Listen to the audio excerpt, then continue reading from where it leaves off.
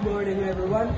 We are going to discuss what is a rational equation. But before that, we would like to introduce ourselves. So my name is Prince Baron Gonzalez. My name is Shalomea Fuentes. My name is Andrea M. Dagahas. I am Maria de la Catrada. My name is Desmond Coalcha. And we are the Pink Square. What?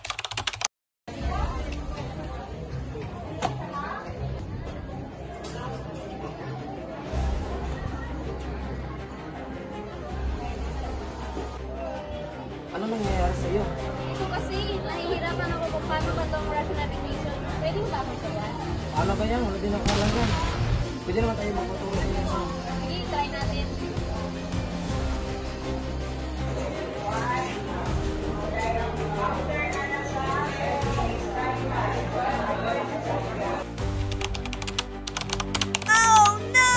Today, we're going to talk about rational equation. Can you please read Miss Lacasada?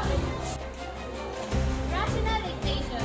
Rational equation is a mathematical sentence that establishes an equivalent relationship between two expressions where one or more of their terms are rational expressions. Wow! Miss Lacasada, so now, let's proceed to our example. Example.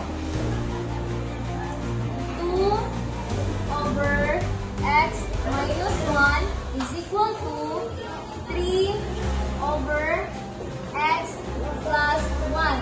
So now we are going to do cross multiply.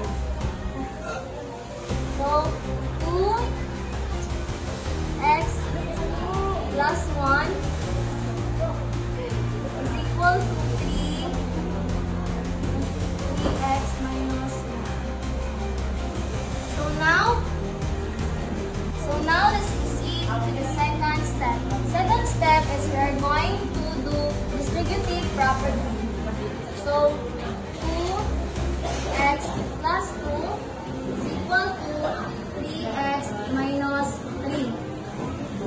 So 2 plus 3 equals 5 is equal to 3 minus 2 is 1. So ang mabili na lang kay x.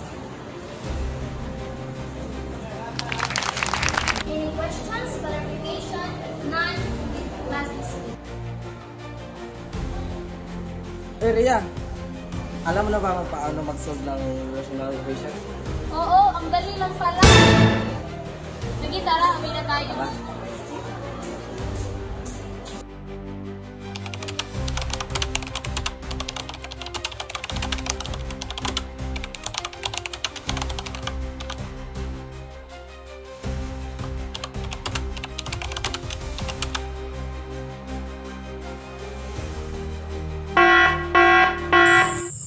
So ngayon, sisimulan natin ang pag-solve ng problem.